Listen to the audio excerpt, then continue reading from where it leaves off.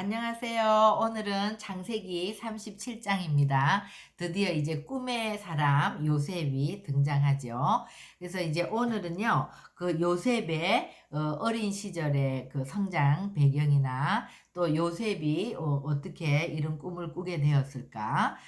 그래서 또 요셉이 이런 꿈을 성취해 나가는데 또 하나님은 어떤 방식으로 요셉의 삶을 인도해 나가시는지 이제 이런 것들을 살펴보려고 하는데요. 우리가 아브라함의 하나님, 또 이삭의 하나님, 야곱의 하나님 이러면 어 이제 이들은 언약의 좀 수혜자, 그러니까 어떤 이렇게 아브라함이나 이삭이나 야곱이 특별한 사람들이 아니잖아요. 우리와 비슷한 성정을 갖고 또 약점도 많고 또 야곱은 거기다가 참 비열하기까지 하고, 그럼에도 불구하고 하나님이 이런 평범한 사람들을 불러서 정말 위대한 하나님의 사람으로 이제 만들어 나가는 그런 여정이라면, 야곱은 조금 다른 것 같아요. 요셉은.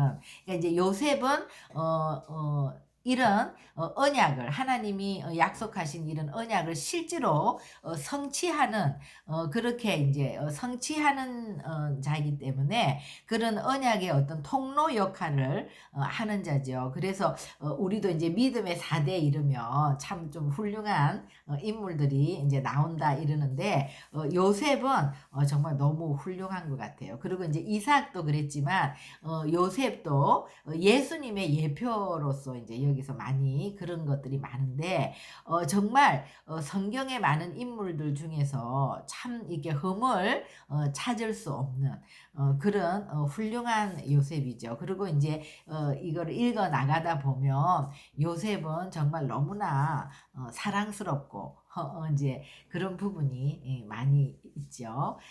우리가 이제 장세기 37장을 딱 따로 떼어서 이렇게 요셉의 이야기 이게 아니라, 우리는 지금 장세기 1장부터 쭉 읽어 나가고 또 12장에 이제 아브라함부터 쭉 읽어 나오면서 이 요셉의 이런 이야기를 읽을 때 정말 한 편의 대하 드라마를 보는 것 같이 아브라함 가문의 이제 네 번째 믿음에 계속해서 대를 이어서, 아브라함도 정말 하나님 나라의 꿈을 꾸었지만 자기 되어서 다 이루어진 게 아니라 또 그 이삭에게 넘기고, 이삭도 그 꿈을 또 야곱에게 넘기고, 그런데 이제 요셉이 그런 것들을 이제 성취하는 그런 인물로서 요셉은 좀 특별하게 하나님이 예비하시고 또 많은 은총을 부어주신 그런 자인 것 같아요. 그래서 요셉을 통해서 우리가 좀 예수님을 보기도 하고, 또 요셉을 통해서 우리가 거울을 보듯이 또 우리의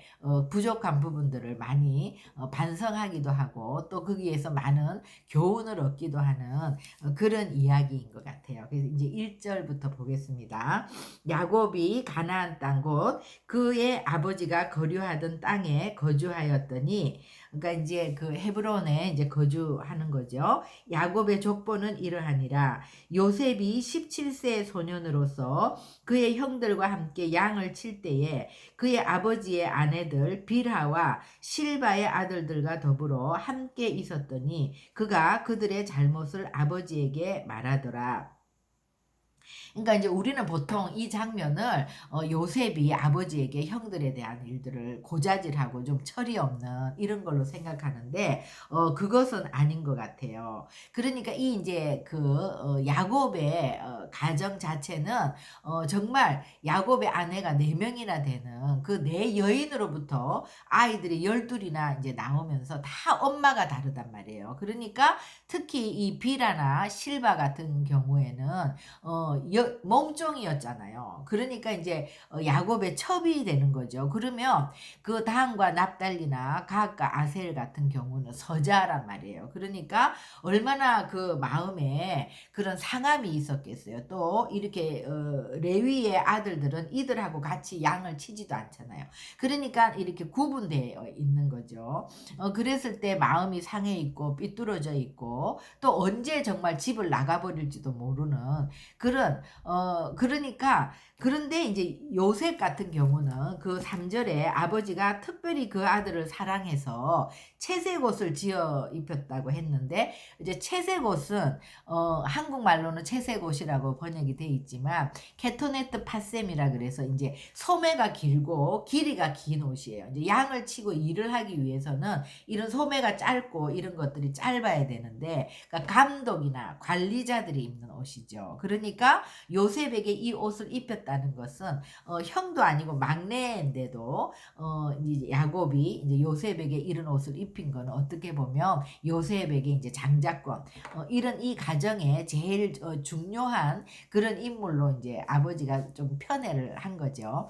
그런 옷을 지어 입히고 편애를 했음에도 불구하고 야곱은 누구와 같이 양을 쳤냐 하면 비라의 아들들, 실바의 아들들과 같이 이렇게 양을 치는데 그 아들들이 야곱 가정에 이제 그 아들들이 34장에서도 보면 굉장히 폭력적이고 좀 불량배들이고 어떻게 다 이렇게 마음이 나뉘어 있고 서로 반목하는 이제 콩가루 지방과 같은 그 엄마들을 중심으로 그렇게 흩어져 있는 그런 것들이 있잖아요. 그런데 주변 사람들이 다 죄를 짓고 있을 때 나 혼자 정결하게 산다는 것은 정말 쉽지가 않죠. 그리고 이런 형들이니까 야곱한테 분명히 해서는 안 될 짓을 시키기도 하고 이랬을 때 그런 잘못된 행동을 시킨다고 해서 요셉은 그런 걸 할 사람이 아닌 것 같아요. 요셉은 굉장히 코람데오의 삶을 살고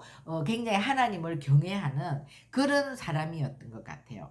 그러니까 요셉의 마음에는 항상 우리 집 형제들이 다 이렇게 제각기 뿔뿔이 마음들이 흩어져 있고 하나가 되지 않는 이런 가정을 바라볼 때 요셉의 바람은 무엇이었겠어요?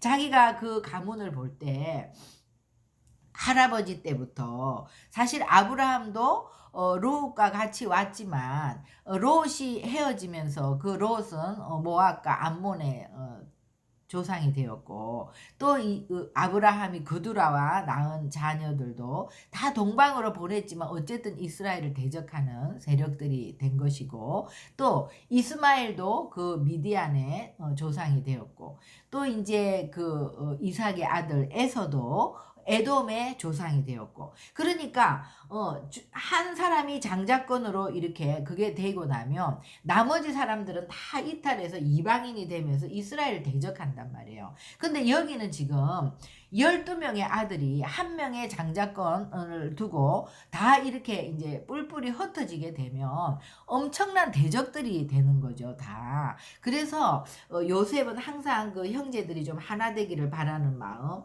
다 또 아버지의 사랑을 받고 모두가 이렇게 잘 지도를 받아서 이렇게 마음이 모아지기를 원하는 마음, 그런 마음이 있었던 것 같아요. 그러니까 형들이 불량배 짓을 한다든지 정말 눈을 속인다든지 뭔가를 잘못하면 예수님이 하나님께 우리 인간들의 죄를 위해서 중보하는 것처럼 요셉이 어린 나이에 요셉이 할 수 있는 것은 그것을 아버지에게 말하는 것밖에 없죠. 아버지에게 그런 것들을 고자질을 하는 것이 아니라 그런 것들을 얘기해서 아버지가 그런 것들을 좀 잘 지도하고 이끌 수 있도록 그렇게 얘기를 하지 않았나. 그런데 이제 형들은 이렇게 너무나 아버지가 이렇게 요셉만을 편애하는 이거를 보고 다 마음이 상하고 요셉을 왕따시키고 이제 더 미워하는 거죠. 그래서 그의 형들이 아버지가 형들보다 그를 더 사랑함을 보고 그를 미워하여서 그에게 편안하게 말할 수 없었더라. 편안하게 말할 수 없었더라도 조금 이게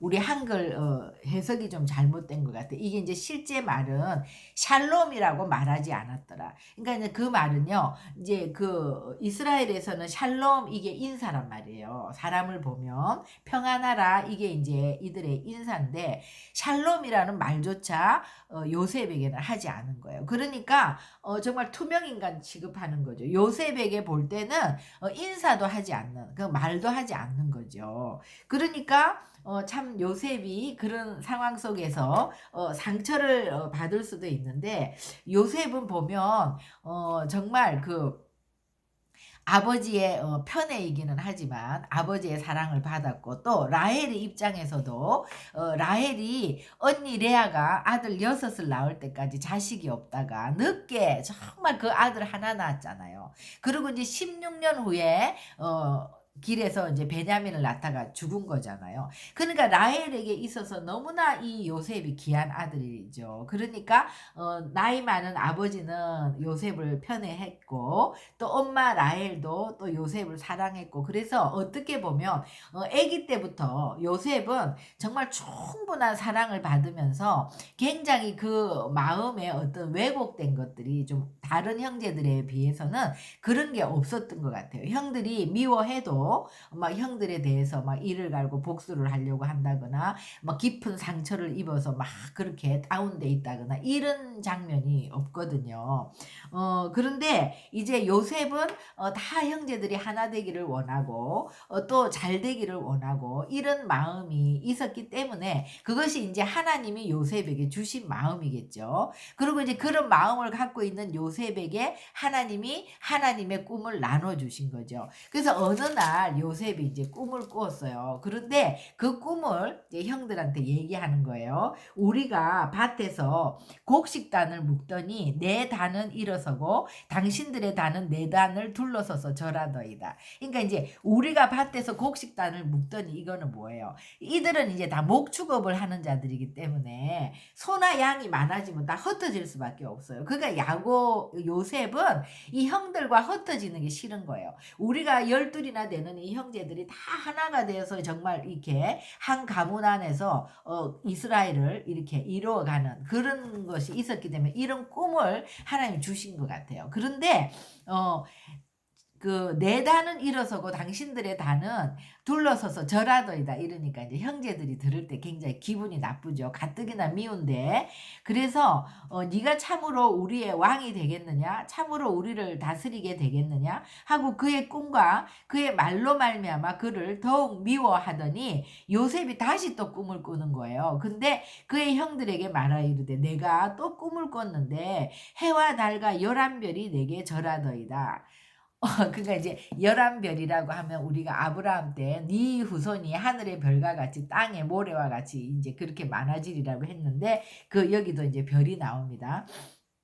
그가 그의 꿈을 아버지와 형들에게 말하며 아버지가 그를 꾸짖고 그에게 이르되 네가 꾼 꿈이 무엇이냐, 나와 내 어머니와 네 형들이 참으로 가서 땅에 엎드려 내게 절을 하겠느냐. 그의 형들은 시기하되 그의 아버지는 그 말을 간직해 두었다. 그래서 이제 이 요셉의 꿈이 언뜻 듣기에는 요셉은 뭐 굉장히 자기는 잘 되고 뭐 성공하고 이렇게 들릴 수 있지만 이제 그런 것이 아니죠. 이 꿈은 정말 야곱 가문을 향한 요셉을 향한 하나님의 마음인 거예요. 하나님이 주신 꿈인 거예요. 그리고 이제 이 꿈을 우리가 그렇잖아요. 우리가 주님이 주신 꿈이나 또 환상을 보게 되면 그것은 절대로 잊어버려지지 않죠. 그리고 그 꿈은 나누게 돼요.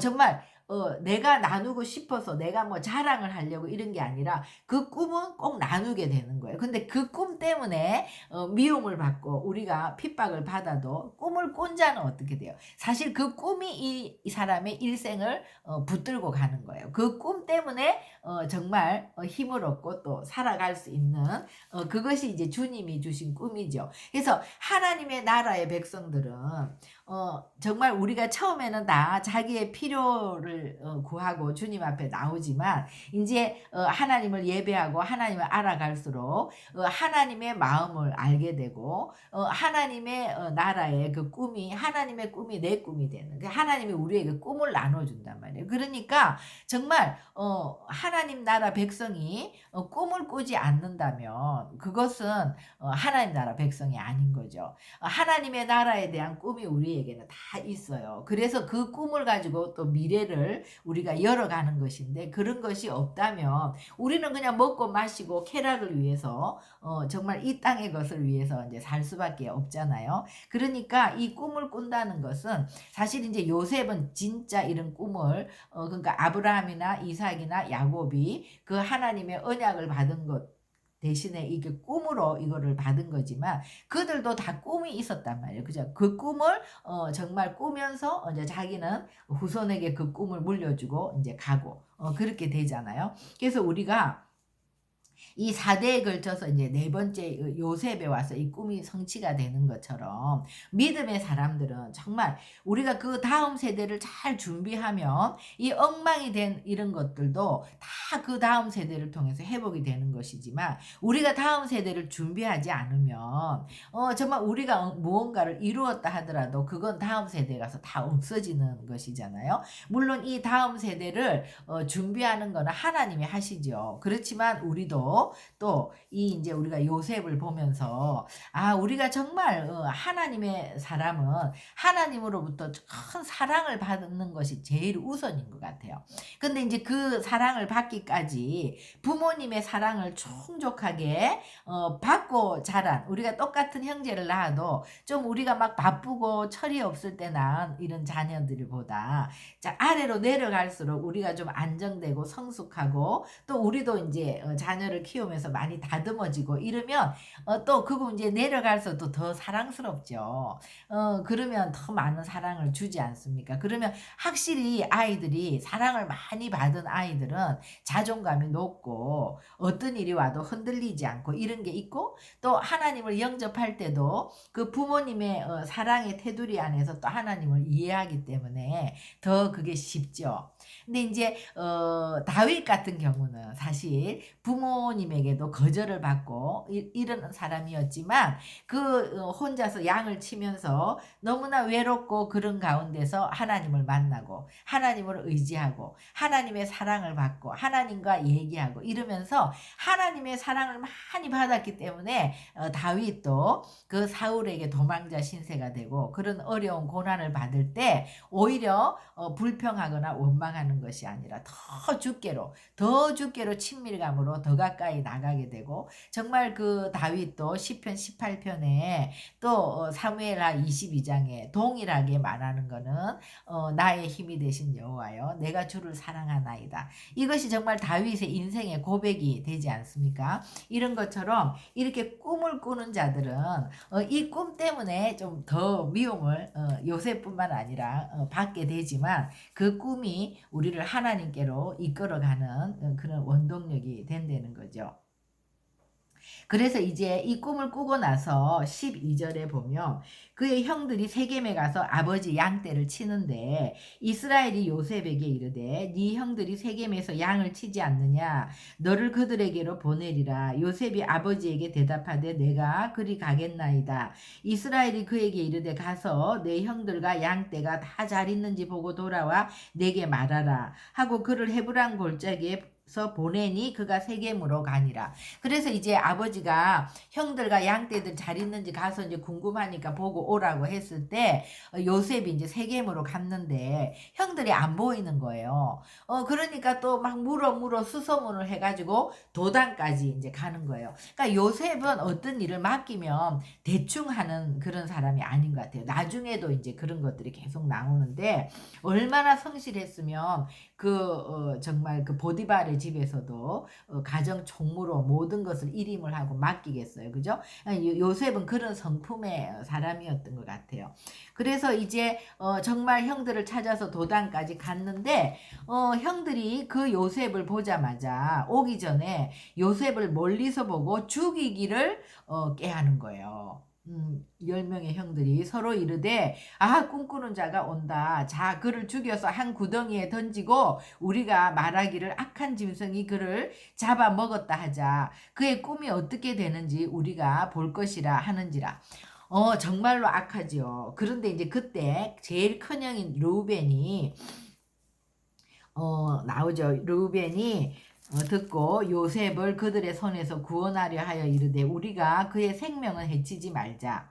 이제 맏형이라고 해도 그거를 딱 심각하게 그런 짓을 해서는 안 된다 이렇게는 못하는 것 같아요. 그렇게는 하지 않고 그렇게 우리가 생명까지 해칠 일이 뭐 있겠냐. 피를 흘리지 말고 그냥 구덩이에 던져서 손을 대지 말라. 이렇게 하고는 이제 요셉을 그들의 손에서 구출해서 아버지에게로 돌려보내려고 했다. 이렇게 나오죠. 그러니까 르우벤은 아무래도 이제 맏형이니까 책임도 있고 그런 속에서 이제 맏형 역할을 하려고 하는 거죠. 근데 요셉이 형들에게 이름에 그의 형들이 요셉의 옷, 그가 입은 채색 옷을 벗기고 그러니까 이제 채색 옷이 벗겨진 거예요. 이때부터. 그러니까 우리가 이제 정말 꿈을 꾸게 되고 하나님의 나라의 꿈을 갖게 되면 하나님이 언젠가는 우리의 채색 옷을 벗기는 때가 온다는 거죠. 그러니까 이 채색 옷이라는 것은 정말 요셉에게 있어서는 정말 아버지가 정말 요셉의 든든한 어떤 배경이고 아버지의 사랑이고 그죠?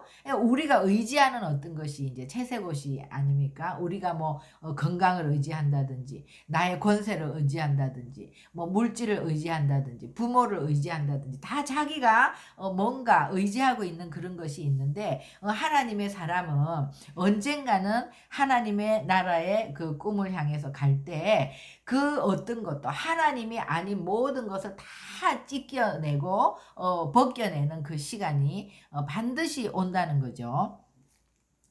그래서 정말 오직 그 하나님만 의지하는 나의 힘이 되신 여호와요. 나의 힘이 건강도 아니고 나의 능력도 아니고 어떤 것도 아니고 오직 나의 힘이 되시는 여호와 하나님 한 분이 되는 그 고백이 나오기까지 하나님이 이제 훈련하는 이 과정이 모든 하나님의 백성들에게는 다 있는 것 같아요. 그래서 그를 잡아 구덩이에 던지니 그 구덩이는 빈 것이라. 그 속에 물이 없었더라. 그러니까 이제 여기서부터 보면 하나님의 이제 기가 막힌 연출인 거죠. 이것이 다. 구덩이에 만약에 물이 있었다면 익사해서 이제 바로 죽지 않습니까? 그랬는데 그때 음식을 먹다가 눈을 들어 본 적 한 무리의 이스마엘 사람들이 길르앗에서 오는데 그러니까 동생을 이렇게 던지고 동생을 이렇게 죽게 만들어 놓고는 자기들은 같이 앉아서 음식을 먹는. 그러니까 형들은요, 정말 여기서 딱 등장하는 형들은 불량배들인 거예요. 정말. 그죠? 그런데 이제 유다가 자기 그것을, 그 무리들을 보고 유다의 이제 마음을 하나님이 움직인 거죠. 형제에게 이르되 우리가 우리 동생을 죽이고 그의 피를 덮어둔들 무엇이 유익할까?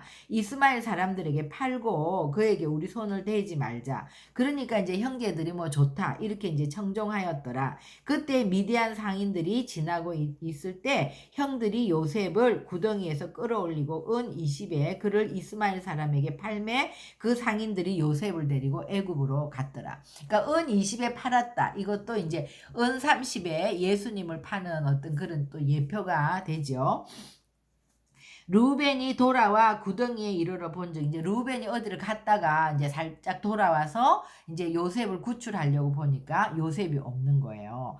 그래서 아이가 없도다. 나는 어디로 갈까? 그들이 요셉의 옷을 가져다가 순념소를 죽여 그 옷을 피해 적시고 그의 채색 옷을 보내어 그의 아버지에게로 가지고 가서 이르기를 우리가 이것을 발견하였으니 아버지 아들의 옷인가 보소서. 그러니까 야곱이 이것을 보고 얼마나 놀랬겠어요. 악한 짐승이 그를 잡아먹었도다. 요셉이 분명히 찢겼도다 하면서 자기 옷을 찢고 굵은 배로 허리를 묶고 오랫도록 그의 아들을 위해서 애통하니 그의 모든 자녀가 위로하되 그가 그 위로를 받지 아니하여 이르되 내가 슬퍼하며 스올로 내려가 내가 아들에게로 가리라. 정말 야곱이 라헬이 죽었을 때도 그러지 않았는데 이 노년에 이제 정말 요새까지 이렇게 되니까 그 슬픔이 말로 할 수 없었던 거죠. 그리고 이제 그 미디안 사람들은 그를 애굽의 바로의 신하 친위대장 보디발에게 팔았더라. 그래서 정말 우리가 이 37장을 통해서 볼 때 이런 하나님의 일을 성취하는 자 어떻게 보면 이제 요셉은 이스라엘 백성들을 애굽으로 옮기는 그 계획에 이제 쓰임 받은 자가 되는 거죠. 그죠? 그런데 이런 요셉을 이제 어렸을 때부터 굉장히 그런 신실한 하나님의 사람으로 코람데오의 삶을 살아가는 그런 주님의 사람으로 정말 그 은총을 받은 자죠. 그렇게 준비했고 때가 되었을 때 요셉이 또 그런 꿈을 꾸게 됐고 그 꿈 때문에 미움을 받았지만 요셉은 오히려 그 꿈이 요셉의 일생을 또 붙들고 가는 그런 원동력이 된 것이고 그것으로 인해서 하나님의 사람 요셉은 더 하나님께 가까이 가는 그래서 정말 나의 힘이 되신 여호와 그 하나님을 사랑하는 다윗 같이 또 예수님과 같이 그런 사람이 되어서 이제 하나님의 통로로 쓰임을 받는 것이고 참으로 요셉의 일생에서는 그 어머니가 베델로 올라가는 그 길가에서 동생 베냐민을 낳다가 그 사실 17세 그 어린 나이에 이제 그 어머니를 잃고 그 의붓 엄마가 셋인 가정에서 형들이 여린 가정에서 그 다음에 이제 애기 이제 태어난 그 불쌍한 또 베냐민 그러니까 요셉의 입장에서는 그 베냐민의 보호자 아버지는 나이가 많으시잖아요. 응? 보호자도 되고 형들을 볼 때는 너무나 그 안타까운 그런 마음도 있고 근데 형들은 항상 요셉을 투명인간 취급하고 정말 인사도 안 하고 그렇게 또 멀리 형들을 찾아가서 안부를 전하고 이렇게 하려고 온 동생 물어 온 동생을 그렇게 죽이려고 하고 그렇게 이제 상인들에게 팔아 넘기는 그 형들의 그런 시기 질투와 미움을 받고 그러면서 이제 그 팔려갈 때 얼마나 아버지가 생각났고 얼마나 엄마가 보고 싶고 얼마나 그 불쌍한 동생 베냐민을 정말 마음에 품고 그렇게 어떻게 될지 모르는 그런 이제 팔려가는 노예 신세가 되는 그런 요셉의 마음이 어떠했을까 우리가 이런 거를 생각하면서 이 37장을 한편의 드라마를 보는 것과 같이 정말 이 37장이 우리에게 너무나 많은 그런 감동을 주고 굉장히 마음이 아프죠. 그러나 우리의 훌륭한 요셉은 이거를 또 하나님의 은혜 안에서 잘 감당하면서 이제 그렇게 가는 장면들이 이제 앞으로 이제 계속 나오겠죠. 우리 기도하시겠습니다. 하나님 창세기 37장을 통해서 너무나 이 복잡한 가정 이 야곱의 가문 안에서 의로운 심령의 요셉이 참 이모저모로 정말 이 가정이 하나 되기를 원했고 또 그런 꿈을 꾸었고 또 정말 아버지에게도 이런 것들을 얘기하면서 참으로 많은 사람들의 질타를 받는 그런 여러 가지 겹겹이 쌓인 어려운 가정 가운데서도 요셉은 정말 씩씩하고 또 자존감이 높고 항상 그런 명랑한 그런 아름다운 요셉이었던 것 같습니다.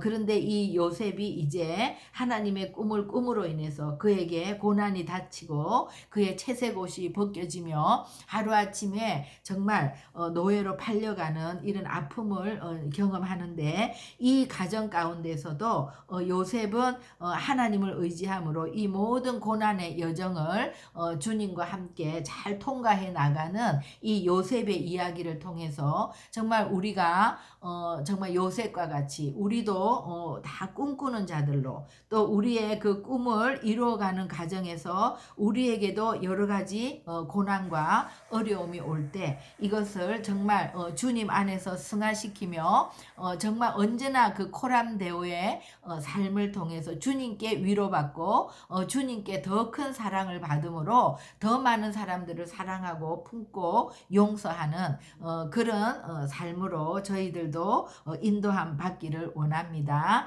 감사드리고 예수님의 이름으로 기도합니다. 아멘.